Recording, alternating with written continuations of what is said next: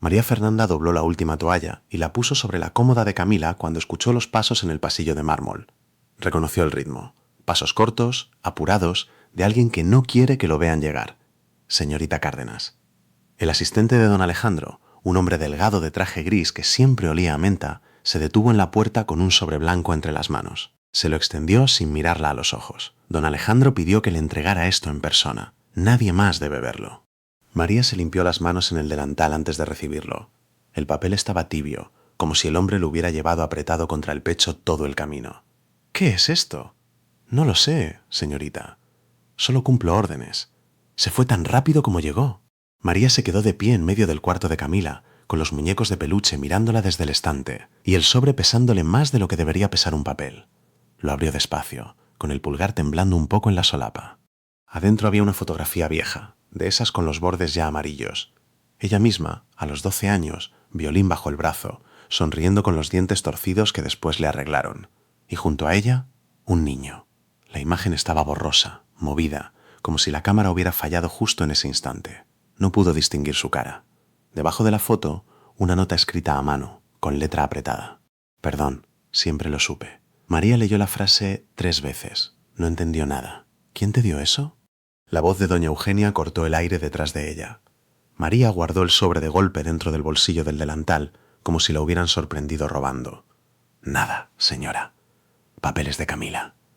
Eugenia entró al cuarto con su bastón de madera oscura golpeando el piso a cada paso. Sus ojos, pequeños y filosos, recorrieron a María de arriba abajo. No me mientas, niña. Vi al asistente de mi hijo salir de aquí con las manos vacías. María sintió que el calor le subía por el cuello. Apretó los labios. Es un asunto personal, señora. Aquí no hay asuntos personales para el servicio. Eugenia se acercó, y el olor a su perfume de violetas se mezcló con el aroma a talco de la habitación de la niña. Recuerda cuál es tu lugar en esta casa. Eres la niñera. Nada más. Lo sé perfectamente.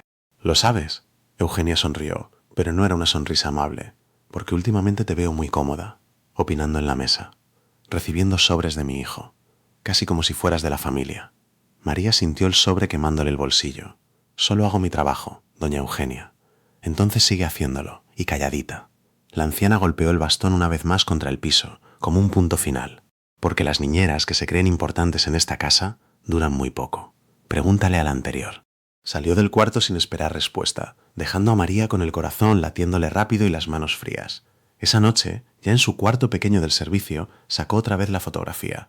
La acercó a la lámpara, tratando de distinguir al niño borroso junto a ella. Algo en la forma de los hombros, en la manera de inclinar la cabeza, le resultaba extrañamente familiar, pero no logró ubicarlo. Guardó la foto y la nota en el fondo de su cajón, bajo unas medias viejas, como quien esconde algo que todavía no sabe si es un peligro o una respuesta. No imaginó, mientras apagaba la luz, que en menos de una semana volvería a mirar esa cara borrosa y sentiría que el piso se le abría bajo los pies. María dobló la última muda de ropa de Camila y la guardó en el cajón. Desde el pasillo llegaba el aroma del café que preparaba la cocinera, mezclado con el olor a madera encerada de la residencia Los Encinos. «Ya está todo listo para mañana», dijo, sin levantar la vista. Alejandro asintió desde la puerta, con el teléfono pegado a la oreja aunque no hablaba con nadie. Llevaba 3 días así. Entraba, saludaba con una inclinación mínima de cabeza y se iba antes de que ella terminara la frase. «Gracias, María. Puedes retirarte». Camila quería preguntarle algo sobre el recital de la escuela. Después. «Tengo una llamada». No había ninguna llamada. El teléfono, apagado, brillaba negro en su mano. María lo notó y se quedó callada un segundo de más. «Está bien», dijo al fin. Salió al jardín trasero, donde Camila perseguía a un gato entre las macetas de lavanda. La niña se detuvo, sin aliento, y se dejó caer en la banca junto a ella. «Mi papá está raro», dijo Camila, como si hablara del clima. «¿Raro cómo?» «Como cuando algo le duele, pero no lo dice». María sonrió, sorprendida de que una niña de 7 años viera con tanta claridad lo que ella apenas empezaba a sospechar. Esa tarde, mientras ordenaban los útiles de dibujo, María mencionó algo sin pensarlo demasiado. «Yo también tocaba el violín, ¿sabes? Cuando tenía tu edad». Camila abrió mucho los ojos. «¿De verdad? ¿Tocabas bien?» «Eso dicen». Alejandro, que pasaba por el pasillo con una carpeta bajo el brazo, se detuvo en seco. María lo vio de reojo, la mandíbula tensa, los dedos apretando el borde de la carpeta hasta que los nudillos se le pusieron blancos. «Camila, ve a lavarte las manos para la cena», dijo él, con una voz que no admitía réplica. «Pero papá, María tocaba el violín. Ahora, Camila. La niña obedeció, arrastrando los pies, confundida. María se quedó de pie junto a la mesa, con un lápiz de color todavía en la mano. ¿Dije algo malo?, preguntó, porque no encontró otra forma de nombrar lo que acababa de pasar. No. Alejandro no la miraba a los ojos. Es solo que Camila necesita dormir temprano hoy. Son las 6 de la tarde. Él no respondió. Se fue por el pasillo con pasos rápidos, casi huyendo, y María se quedó ahí, con el eco de esa frase. Yo también tocaba el violín, flotando en el aire como si hubiera dicho algo prohibido. Guardó los lápices en la caja, uno por uno, tratando de entender qué había tocado. Porque algo había tocado, eso era seguro. Alejandro no era un hombre que se alterara por comentarios sueltos. Lo había visto negociar contratos por teléfono sin que le temblara la voz. Y sin embargo, la palabra violín lo había desarmado en un segundo. Se llevó la mano al bolsillo del delantal, donde a veces guardaba cosas pequeñas, y recordó de golpe la fotografía escondida en su cajón, el niño borroso, los hombros inclinados. Una corriente fría le subió por la espalda, aunque no supo explicar por qué. Ya de noche, sentada en el borde de su cama, el teléfono vibró contra el colchón. Era Tomás. ¿María? Qué bueno que contestas. ¿Pasó algo con mamá? No, mamá está bien, tranquila. Una pausa, un carraspeo. Oye, necesito pedirte un favor. Uno grande. Dime, prefiero explicártelo en persona. Es sobre la panadería. Tomás, son las 9 de la noche y me hablas con esa voz. Dime qué pasa. No es nada urgente, María, de verdad. Pero necesito que confíes en mí esta vez. Sin preguntas, ¿sí? Nos vemos el sábado y hablamos con calma. ¿Sin preguntas? Tomás, somos socios de esa panadería, los tres. Si es sobre el negocio, tengo derecho a saber ahora, no el sábado. Se hizo un silencio largo del otro lado. María escuchó, de fondo, el ruido de tráfico, como si su hermano hablara desde la calle y no quisiera que nadie más lo oyera. El sábado, repitió Tomás, con la voz apretada. Te quiero, hermanita. No lo olvides. Colgó antes de que ella pudiera insistir. María se quedó mirando la pantalla oscura del teléfono, con el corazón latiéndole más rápido de lo normal.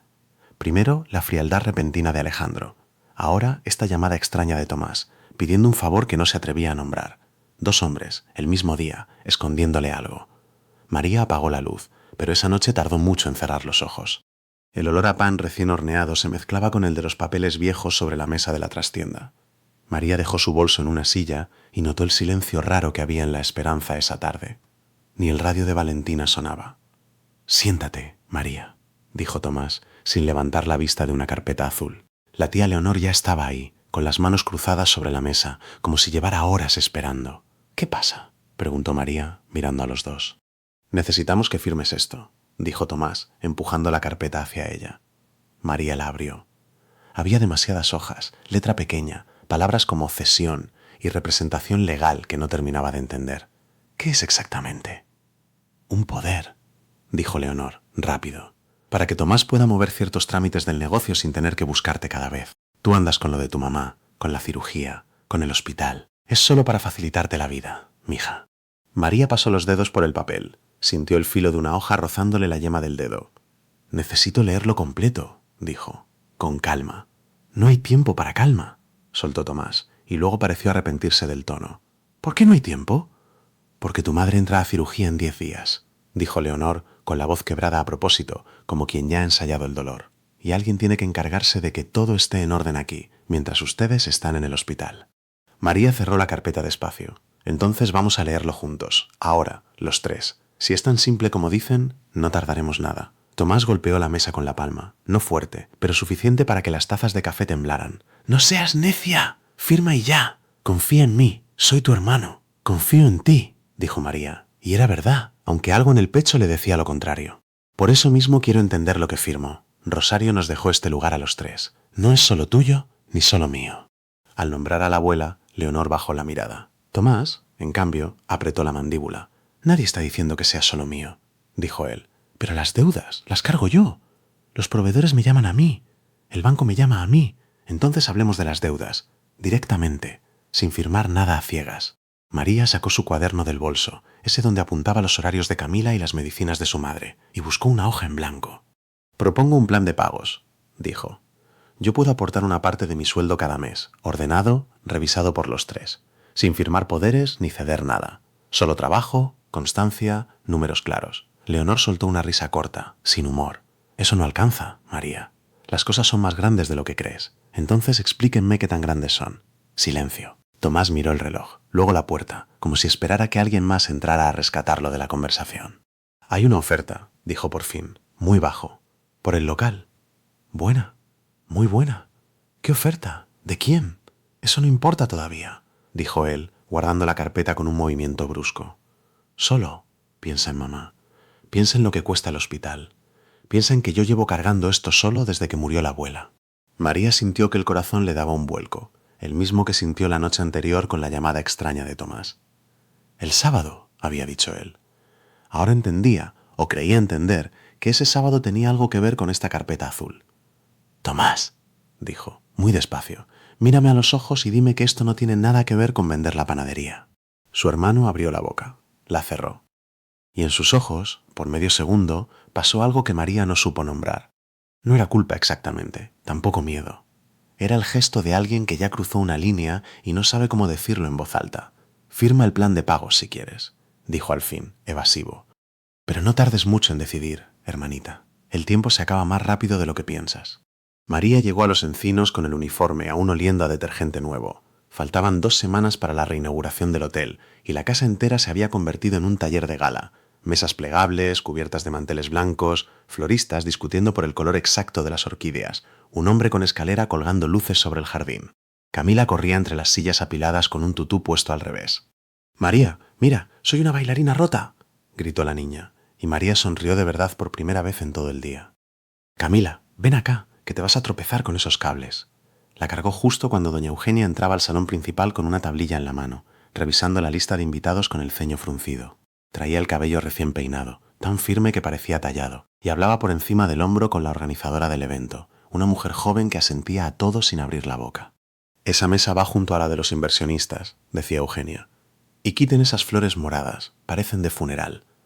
María se quedó cerca de la pared, meciendo a Camila en la cadera, tratando de no estorbar.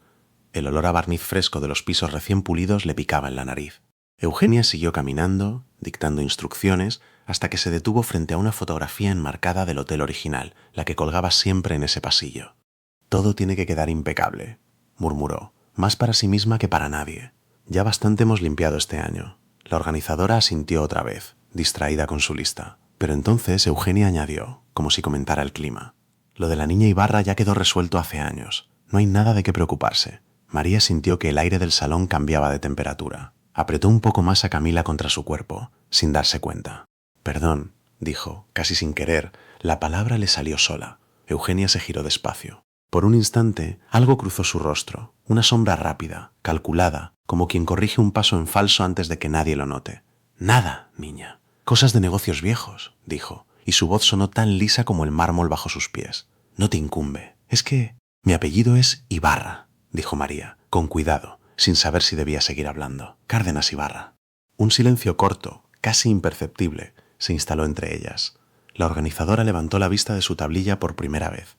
El hombre de la escalera dejó de mover las luces un segundo, como si también hubiera escuchado algo que no debía.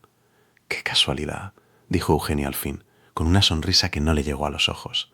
«Hay muchas Ibarra en este país, hija. Hija, no te hagas ideas raras».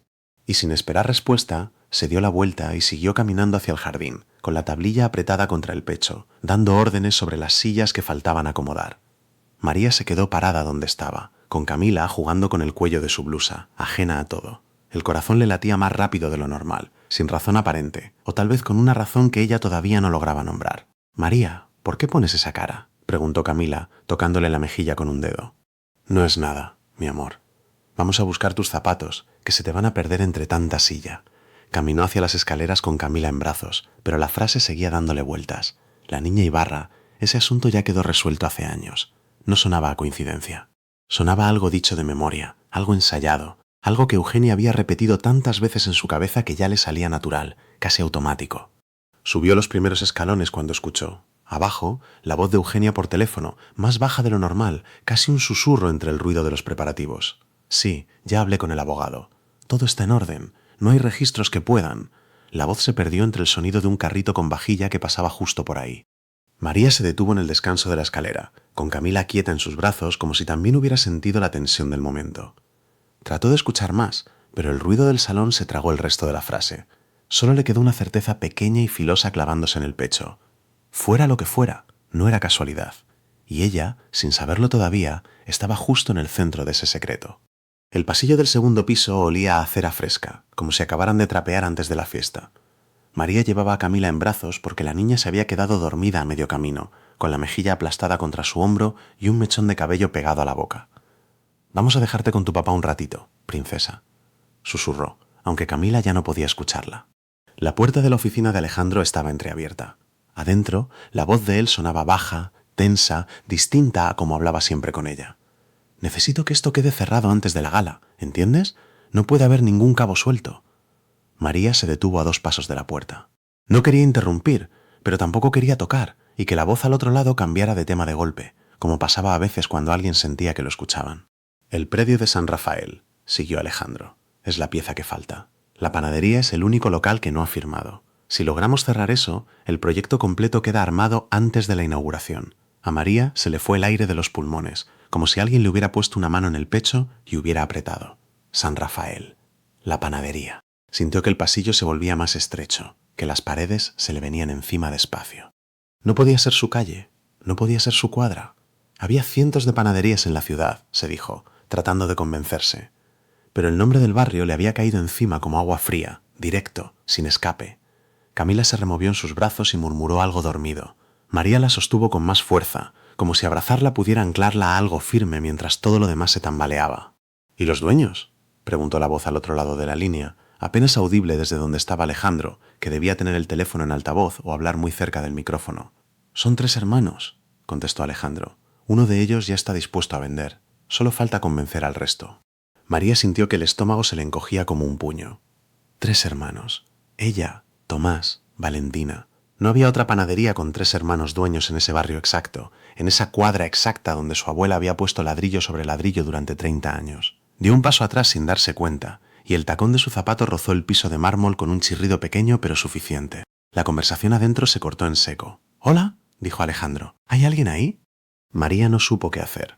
Quedarse parada era absurdo, pero correr también lo era, con Camila dormida en sus brazos y los tacones que no perdonaban ni un movimiento brusco. Respiró hondo, obligó a su cara a ponerse tranquila y empujó la puerta con el hombro. «Perdón, no quería interrumpir», dijo, con la voz más firme de lo que sentía por dentro. Camila se quedó dormida. Pensé que podría dejarla aquí un momento mientras ordeno sus cosas. Alejandro se levantó de la silla tan rápido que casi tira el teléfono de la mesa. Tenía la corbata floja y una expresión que María no supo leer del todo. Culpa, sorpresa, algo más escondido debajo de las dos. «Sí, claro», dijo, y su voz sonó distinta a la de hacía un segundo, más suave, más de patrón amable. «Ponla en el sofá, ahí está cómoda». María cruzó la oficina despacio, sintiendo cada paso como si caminara sobre hielo delgado. Dejó a Camila en el sofá de cuero, le acomodó un cojín bajo la cabeza, y cuando se enderezó, sus ojos se cruzaron con los de Alejandro por apenas un segundo. Fue suficiente. Algo en esa mirada, un destello de inquietud que él no pudo esconder a tiempo, le confirmó lo que ya sospechaba sin quererlo admitir. La conversación que acababa de escuchar tenía que ver con ella, con su calle, con la panadería de su abuela. «¿Todo bien?», preguntó él, con una sonrisa que no le llegó a los ojos. «Sí», mintió María, «todo bien». Salió de la oficina con el corazón golpeándole el pecho como un tambor desafinado. En el pasillo se recargó un segundo contra la pared fría, tratando de ordenar los pensamientos que se le atropellaban unos a otros. San Rafael, la panadería, 3 hermanos. No podía ser coincidencia. Y si no lo era, entonces el hombre que acababa de ver, el mismo que confiaba a su hija a sus brazos cada mañana, tenía algo que ver con la sombra que llevaba semanas rondando el negocio de su familia. María colgó el abrigo en la silla de la cocina y salió directo hacia la trastienda, donde Tomás sacaba cuentas en una libreta con la calculadora vieja de su abuela. «Necesito que me digas la verdad», dijo, sin saludar. Tomás levantó la vista. Tenía los ojos rojos, como si llevara horas ahí metido. «¿Qué verdad? Hoteles Duarte. ¿Alguien de ahí te contactó, o no?». El silencio de su hermano duró apenas 2 segundos, pero fue suficiente.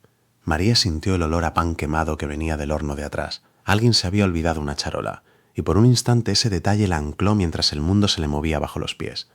«Me llamaron», dijo Tomás por fin. «Solo escuché. No firmé nada». «¿Cuándo?». «Hace 2 semanas». «¿2 semanas? ¡Tomás!». María golpeó la mesa con la palma y la calculadora saltó 1 centímetro. ¿Y pensabas decírnoslo cuándo? ¿Cuando ya estuviera vendido? No es tan simple. Es exactamente así de simple. Somos 3 dueños. 3. La abuela lo dejó clarísimo. Unanimidad o nada. Tomás se pasó la mano por la cara, cansado. Tengo una deuda de 200.000 pesos, María. Con gente que no espera. Tú tienes tu sueldo de niñera. Valentina tiene el mostrador. Pero yo tengo un tipo llamándome cada semana para preguntarme cuándo le pago. ¿Y la solución es vender la panadería de la abuela a espaldas nuestras? No he vendido nada. Solo escuché una oferta. Escuchaste una oferta de la misma empresa que está comprando media cuadra de San Rafael. ¿No te parece raro? Tomás se quedó callado. Por su cara pasó algo parecido a la duda, pero se apagó rápido. Yo solo sé que necesito resolver esto antes de que me quiten la casa, María. No todos podemos darnos el lujo de ser sentimentales con un local. Esa palabra, sentimentales, le dolió más de lo que hubiera querido admitir. No es sentimentalismo, es la vida de la abuela. Es la única herencia que nos dejó, y tú la estás negociando por debajo del agua con extraños. No son extraños cualquiera, es gente seria, con dinero de verdad. Nos podrían dar más de lo que vale. ¿Y crees que a mí me importa el dinero? La voz de María se quebró un poco. Tomás, yo entré a trabajar de niñera para no tocar mi parte de las ganancias, para que la panadería pudiera seguir funcionando sin que nadie tuviera que sacrificar nada. ¿Y tú andas negociando espaldas? No fue a tus espaldas, fue punto. Fue exactamente eso. Valentina apareció en el umbral con una charola vacía en las manos, la cara pálida. ¿Qué está pasando? Pregúntale a tu hermano, dijo María, sin apartar los ojos de Tomás. Pregúntale con quién ha estado hablando. Tomás no respondió. Bajó la mirada hacia la libreta, como si las columnas de números pudieran salvarlo de la conversación. Tomás, insistió Valentina, con un hilo de voz, dime que no es cierto. Solo quiero que no perdamos la casa, dijo él al final, casi en un susurro. Eso es todo lo que quiero. María sintió que algo dentro de ella se cerraba, como una puerta que no se vuelve a abrir con la misma facilidad. Miró a su hermano, ese mismo que de niño le prestaba su bicicleta, y por primera vez sintió que no lo reconocía del todo. Voy a proponerte un plan de pagos, dijo, tratando de sonar firme. Razonable. Algo que no nos obligue a vender nada. Pero necesito que confíes en mí, y ahora mismo no sé si puedo confiar en ti. Salió de la trastienda sin esperar respuesta. En la cocina de la casa familiar, mientras se servía un vaso de agua que no bebió, pensó en la habitación que compartía con su madre desde que empezó a cuidarla, en las paredes delgadas, en cómo cada palabra que se decía ahí se escuchaba en toda la casa. Necesitaba un lugar propio, aunque fuera un cuarto pequeño, aunque significara alejarse un poco de la cercanía que aún le quedaba con los suyos. Sacó el celular y abrió los anuncios de renta cerca de San Rafael, con el pulgar temblando ligeramente sobre la pantalla. El tercer anuncio que vio tenía una foto borrosa de una habitación en un edificio viejo, apenas 2 cuadras de la panadería. Marcó el número antes de pensarlo 2 veces. Nadie contestó. Colgó, y en la pantalla apareció una notificación. Una llamada perdida de un número que no tenía guardado, con clave helada de las oficinas centrales de Hoteles Duarte. La sala olía a cera de vela y a vino tinto recién servido. María se quedó de pie junto a la puerta, con Camila de la mano, esperando a que alguien le dijera dónde sentarse. Ven, María, siéntate aquí atrás, le dijo Eugenia, sin mirarla, señalando una silla al final de la mesa, casi pegada al aparador. María obedeció. Camila se subió a su regazo un momento antes de que una tía la llevara con los otros niños a jugar en la sala contigua. Eugenia levantó su copa cuando llegaron los postres. Quiero presentarles a alguien, dijo, y su voz cortó las conversaciones de la mesa como un cuchillo sobre cristal. Ella es María. Cuida a Camila. Es, digamos, nuestra niñera. Risas suaves, de esas que se disfrazan de cortesía. Un hombre mayor, primo lejano de Alejandro, alzó las cejas. ¿Solo la niñera? Con esa cara tan seria pensé que era abogada. Más risas.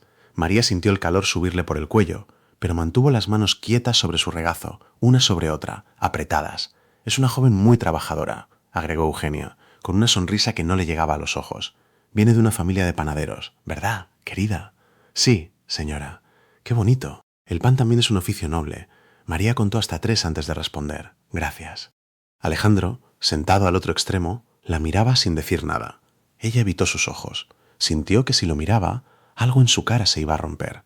Fue entonces cuando una prima joven, de esas que hablan sin medir el peso de las palabras, se levantó de la mesa entre risas y salió hacia el pasillo. Volvió cargando un estuche negro, viejo, con las esquinas gastadas.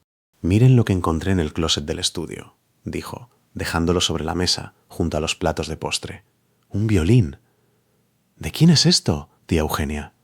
De nadie, guárdalo, respondió Eugenia, pero su voz sonó distinta, más tensa que antes. La prima ya había abierto los broches. El violín apareció bajo la luz de las velas, con las cuerdas flojas y una capa fina de polvo sobre la madera. Alejandro me contó una vez que tocaba de niño, dijo la prima, sonriendo. ¿Y tú, María? Con esa seriedad tuya seguro sabes tocar algo. Ándale, tócanos algo, para animar la noche. Silencio. Alguien soltó una risita nerviosa. Eugenia clavó los ojos en María, esperando. María sintió el pulso en las sienes, el estuche abierto, la madera oscura, el olor a resina vieja que alcanzó a llegarle desde el otro lado de la mesa. Todo se le vino encima de golpe, como si el comedor entero se hubiera inclinado un poco. No, gracias, dijo, con la voz más firme de lo que esperaba. Ay, no seas tímida, insistió la prima, acercándole el violín. Nadie te va a juzgar. Dije que no. El tono salió más duro de lo que pretendía. La mesa quedó en silencio un segundo entero. Eugenia sonrió apenas, como si hubiera obtenido exactamente lo que buscaba. Está bien, dijo la prima, un poco incómoda, devolviendo el violín al estuche. Era solo una broma. María se puso de pie. Las piernas le temblaban debajo del vestido prestado de Valentina. Con permiso, voy a ver cómo está Camila. Nadie la detuvo. Cruzó el pasillo con pasos rápidos, las manos apretadas en puños a los costados, las uñas clavándose en las palmas. En la sala de juegos, Camila reía con otros niños, ajena a todo. María se apoyó un momento contra el marco de la puerta y respiró hondo. Por el pasillo, a sus espaldas, escuchó pasos. Volteó, esperando ver a alguna de las primas. Era Alejandro. María, dijo él, en voz baja, mirando hacia la sala como si temiera que alguien los viera. Lo que pasó allá adentro, lo siento. No hace falta que se disculpe, señor Duarte. Sí, hace falta. Se acercó un paso más y por primera vez en semanas algo en su cara parecía genuinamente incómodo, no solo cortés. Ese violín. Yo no sabía que seguía en la casa. María lo miró fijamente. ¿Por qué le importa tanto un violín viejo? Alejandro abrió la boca para responder, pero justo entonces, desde el fondo del pasillo, la voz de Eugenia cortó el aire. ¡Alejandro! ¡Ven! Los inversionistas quieren un brindis contigo. Él cerró los ojos un instante, como si le costara un esfuerzo enorme dejar la pregunta sin respuesta. Hablamos después, dijo, y se fue. María se quedó sola en el pasillo, con el corazón golpeándole el pecho y una certeza incómoda creciendo dentro de ella. Ese violín no estaba ahí por accidente, y Alejandro sabía algo que no le estaba diciendo. María se quedó viendo el candado un rato antes de darse cuenta de que llevaba 2 minutos con la llave equivocada en la mano. «¡Ábrete!», murmuró, como si el metal fuera a hacerle caso. No se abrió. La cortina de la trastienda estaba a medio bajar, y afuera el barrio San Rafael dormía con esa quietud rara de las 3 de la mañana, cuando ni los perros ladran. Sobre la mesa de acero, junto a la báscula vieja de Rosario, tenía 2 pilas de papeles. Una del hospital, con el nombre de su madre subrayado en rojo por alguna enfermera apurada, y otra de la notaría, con el sello de la licenciada Renata Potkawicz en cada hoja. Le temblaban las manos. No era frío. El horno apagado todavía guardaba un calor seco que olía a levadura vieja. Era otra cosa, algo que le subía desde el estómago. Intentó de nuevo con la llave correcta. Se le resbaló entre los dedos y cayó al piso con un sonido metálico que en el silencio pareció un disparo. «Por Dios», dijo, y se agachó a recogerla. Se quedó ahí, en cuclillas, con la llave en la palma, y ya no se levantó. Se dejó caer despacio contra los sacos de harina apilados junto a la puerta, y el polvo blanco se le pegó al saco de dormir improvisado que era su suéter. Lloró sin quererlo, con esos sollozos cortos que salen cuando el cuerpo ya no aguanta más y decide llorar sin pedir permiso. «Ya», se dijo, apretando los dientes. «Ya, ya». Pero no paraba. Pensó en su madre, Carmen, con la bata azul del hospital y esa sonrisa que ponía para que nadie se preocupara. Pensó en Tomás, que la llamaba cada 2 días nada más para repetirle lo mismo, que vendiera, que firmara, que dejara de hacerse la mártir. Pensó en la tía Leonor, con su voz de miel envenenada. Piensa en tu madre, María, no seas necia. Y pensó en el violín de la casa de los Duarte, guardado como una prueba de algo que todavía no entendía. Se limpió la cara con el dorso de la mano y se manchó la mejilla de harina. Se rió, sin ganas, de sí misma. «¡Qué imagen!», dijo en voz alta. La niñera llorando en el suelo con harina en la cara.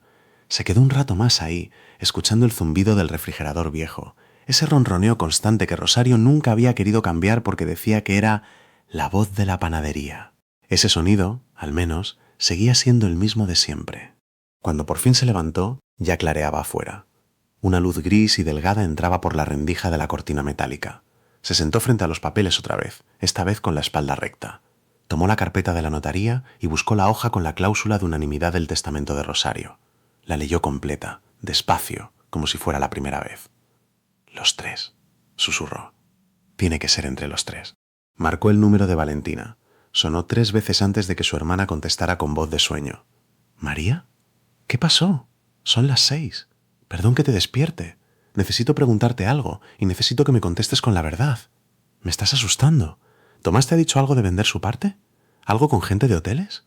Hubo un silencio al otro lado. Uno de esos silencios que ya dicen la respuesta antes de que la digan con palabras. «Valentina. Me pidió que no te dijera nada todavía», dijo por fin su hermana, con la voz quebrada. Dijo que primero iba a arreglarlo él solo. María cerró los ojos. Sintió que algo se le acomodaba adentro, frío y firme, como una decisión que llevaba días formándose sin que ella se diera cuenta. «Ya no voy a ceder por cansancio», dijo, más para ella misma que para su hermana. «Se acabó. ¿Qué vas a hacer?» María miró la cortina metálica, todavía cerrada, todavía sin abrir el candado que la había vencido esa madrugada. Afuera, alguien empezaba a caminar por la calle, tal vez el primero de los vecinos rumbo al trabajo. «Voy a averiguar con quién está hablando mi hermano», dijo, «y voy a averiguar por qué a doña Eugenia Duarte le interesa tanto esta cuadra». María llegó al Conservatorio Juvenil San Rafael cuando ya casi no quedaba nadie en los pasillos. El edificio olía distinto a como lo recordaba, menos a barniz de piano, más a humedad vieja, como si el tiempo se hubiera metido entre las paredes. La profesora Yolanda Ríos Beltrán la recibió en la puerta de su salón, con los lentes colgando de una cadenita y una expresión que era mitad sorpresa, mitad algo que María no supo nombrar. «María Fernanda», dijo, y su voz tembló un poco. «¿Cuánto tiempo?» «Perdón por venir sin avisar, profesora». «No, no. Pasa». El salón seguía igual. Los atriles desordenados, un piano con la tapa cerrada, una ventana que daba al patio donde antes María ensayaba escalas hasta que le dolían los dedos. Yolanda cerró la puerta detrás de ellas, despacio, como si el gesto tuviera peso. «Vengo a preguntarle algo», dijo María, «sobre el concurso de hace 17 años». Yolanda no contestó de inmediato. Fue hasta un archivero metálico en el rincón, uno que rechinó al abrirse, y sacó una carpeta amarillenta, atada con un listón que alguna vez fue azul. «Sabía que algún día alguien iba a preguntar», dijo. «No pensé que fueras tú. ¿Por qué no yo? Porque tú eras la que menos preguntas hacía entonces. Tocabas y ya. Confiabas». Puso la carpeta sobre el piano y la abrió con cuidado, como quien maneja algo que puede desmoronarse. Adentro había hojas mecanografiadas, columnas de números, nombres. «Aquí están las calificaciones del jurado», dijo Yolanda, pasando el dedo por una fila. 5 jueces. Cada uno puntuaba técnica, interpretación, presencia escénica. María se acercó. Vio su propio nombre, escrito con una letra angulosa. María Fernanda Cárdenas Ibarra. Y más abajo, el de Alejandro Duarte Salinas. «Tus puntajes eran más altos en 4 de los 5 jueces», dijo Yolanda. «En técnica, sobre todo. Yo lo recuerdo porque discutí contigo la chacona semanas enteras. Sabía lo que valía esa interpretación». «¿Y el 5.º juez?» Yolanda señaló una columna al final de la hoja. Los números ahí eran distintos, más altos para Alejandro, más bajos para María, casi al revés de los otros 4. «Ese 5.º puntaje cambió todo», dijo. «Fue suficiente para inclinar el promedio». María sintió que se le secaba la boca. «¿Quién era ese juez?» Yolanda dudó. Se quitó los lentes, los limpió con la manga aunque no lo necesitaran, ganando tiempo. «Un nombre que no aparecía en las listas oficiales de jurados de otros años», dijo. «Alguien que se incorporó solo esa vez. Profesora». «Hay algo más raro», siguió Yolanda, como si no lo hubiera escuchado. «Mira la fecha de esta hoja. Es 2 días posterior a la del concurso. Las calificaciones de los otros 4 jueces están fechadas el mismo día del evento. Esta, no». María pasó los dedos por el papel, sintió la textura áspera, casi quebradiza. «¿Está diciendo que la modificaron después?» «Estoy diciendo que hay una nota discordante», dijo Yolanda, cuidadosa, midiendo cada palabra. «No puedo decirte que la modificaron. No tengo pruebas de eso. Pero un músico reconoce cuando algo suena fuera de tono, y esta hoja suena fuera de tono desde hace 17 años. ¿Por qué nunca dijo nada?» La pregunta salió más dura de lo que María quería, pero ya estaba dicha. Yolanda cerró los ojos un momento. «Porque entonces era una profesora joven en un conservatorio que dependía de donativos», dijo. «Y porque no tenía certeza, solo sospecha. Y las sospechas sin nombre no sirven de nada frente a una familia con abogados. ¿Y ahora sí tiene un nombre?» Yolanda la miró largo rato. Afuera, alguien tocaba un violín en otro salón, una escala simple, subiendo y bajando, como practicando para algo pequeño. No te voy a decir todo lo que sospecho, dijo finalmente, porque sigo sin poder probarlo, y no quiero mandarte a pelear una guerra con una mentira a medias. Entonces deme algo. Yolanda anotó un nombre en un papel suelto, con letra rápida, y se lo entregó doblado, como si temiera que alguien más pudiera leerlo por encima del hombro de María.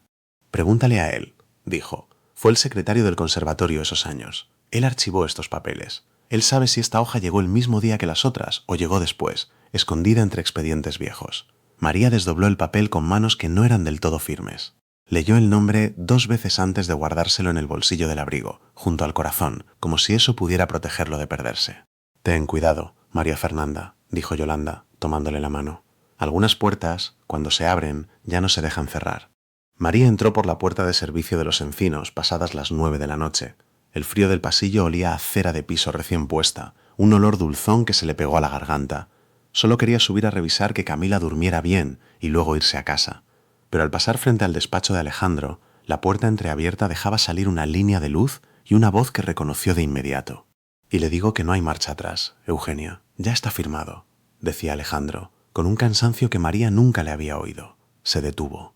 El corazón le dio un golpe seco contra las costillas. No debía escuchar, lo sabía, y sin embargo se quedó pegada a la pared, con el papel de Yolanda todavía doblado dentro del bolsillo del abrigo, como si esa hoja la hubiera vuelto valiente.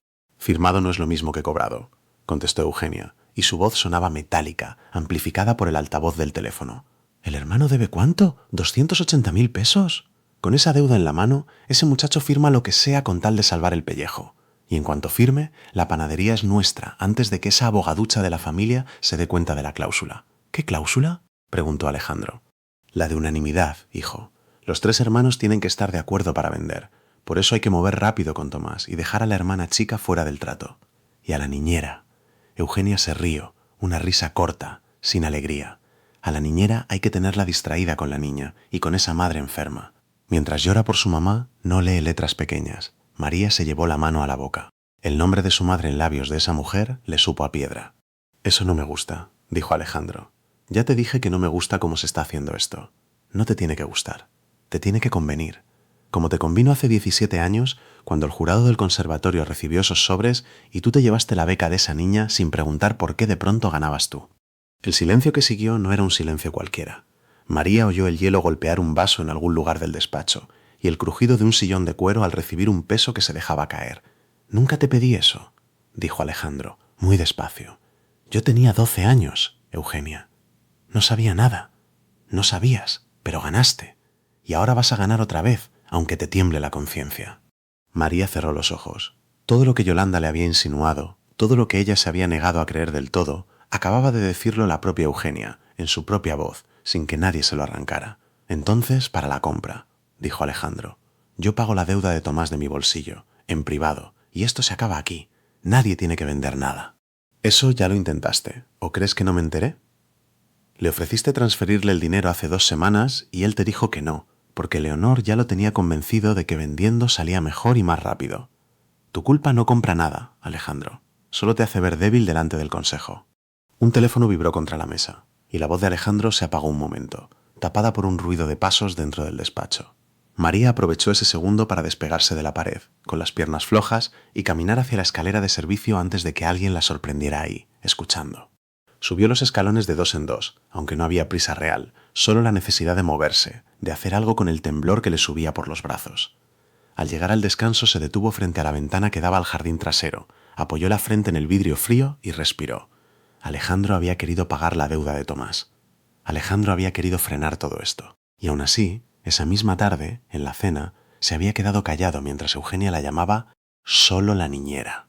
Sacó el papel del bolsillo del abrigo y lo desdobló otra vez, buscando el nombre del secretario del conservatorio, como si esa tinta pudiera darle una respuesta que las palabras de 2 personas ricas discutiendo en un despacho no alcanzaban a darle. Abajo, una puerta se abrió con fuerza. Pasos rápidos cruzaron el vestíbulo, directo hacia la escalera donde ella seguía parada, sin aire todavía para moverse. Eugenia bajó primero, el vestido azul oscuro barriendo los escalones. Detrás de ella, Alejandro, con la corbata torcida, como si se la hubiera aflojado y vuelto a apretar 10 veces en el camino. «María», dijo él, sin aliento, «necesito que vengas al hotel. Esta noche». «¿Para qué?». Porque mi madre va a anunciar la compra de la cuadra en la gala, frente a todos los inversionistas, y quiere que estés ahí. María dobló el papel despacio, ganando tiempo. ¿Por qué querría eso? Porque quiere humillarte, dijo Eugenia, apareciendo detrás de su hijo, sin disimular. Y porque, si vienes, vas a tocar, como antes. El salón del Gran Hotel Duarte Reforma olía a azucenas y a cera caliente de las velas sobre los manteles blancos. 200 personas, copas de cristal, un cuarteto de cuerdas tocando bajito en un rincón. María se quedó cerca de una columna, con el violín de Rosario. El mismo que había sacado del armario esa tarde, sin decírselo a nadie. Apoyado contra la pierna, envuelto en una funda vieja. Eugenia subió al pequeño escenario, golpeó la copa con una cucharilla, 3 veces, y el salón se cayó. Esta noche, dijo, con la voz que usaba para cerrar tratos, quiero anunciar que Hoteles Duarte ha adquirido el predio completo del barrio San Rafael, incluyendo la manzana de la panadería La Esperanza. Un proyecto de expansión que llevará el nombre de esta familia a un nuevo nivel. Aplausos. Alejandro no aplaudió. María sintió el estómago cerrarse como un puño. Eugenia bajó la vista hacia ella, entre la gente, y sonrió. Y como algunos saben, tenemos aquí esta noche a la niñera de mi nieta, que resulta que, de joven, tocaba el violín. Bastante bien, según recuerdo. ¿Por qué no nos regala algo, María? Como en los viejos tiempos. Un murmullo. Alguien rió, sin saber por qué reía. María sintió 40 pares de ojos girar hacia ella. No creo que sea el momento, dijo Alejandro, dando un paso al frente. Al contrario, dijo Eugenia, es el momento perfecto. María miró el estuche a sus pies, pensó en Rosario, en la trastienda, en las manos temblando la noche que se le cayeron las llaves. Pensó en la profesora Yolanda diciendo, «Toca con el cuerpo, no con miedo». «Está bien», dijo, «voy a tocar». Sacó el violín. El salón se quedó en silencio otra vez, esta vez distinto, curioso, expectante. Se puso el instrumento bajo la barbilla, cerró los ojos un segundo y tocó. No cualquier pieza, la misma que había tocado hacía 17 años, en el concurso juvenil del Conservatorio San Rafael, la que Yolanda le había mostrado marcada con lápiz en una partitura amarilla. Cada nota cayó en el salón como una piedra en agua quieta. Cuando terminó, nadie aplaudió enseguida.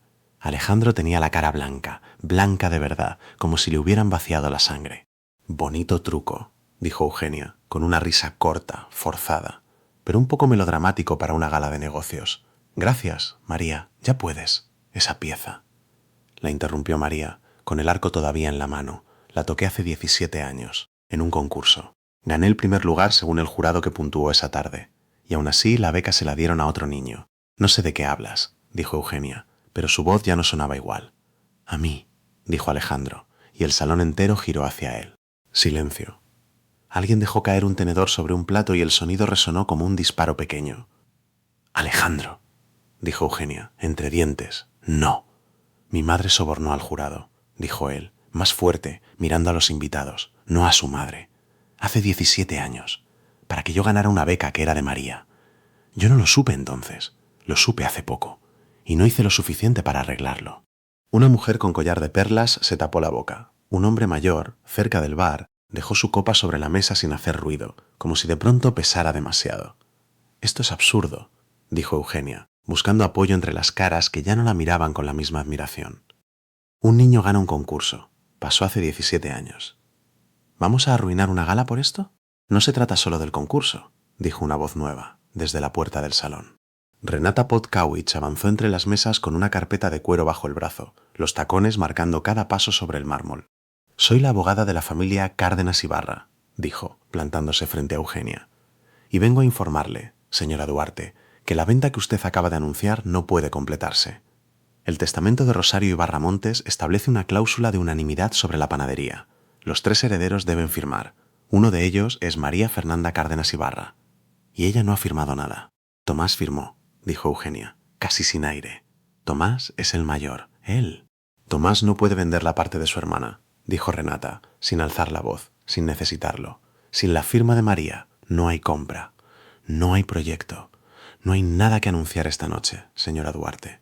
Los inversionistas empezaron a susurrar entre ellos, algunos sacando el teléfono, otros mirando a Eugenia como quien mira algo que se está derritiendo al sol.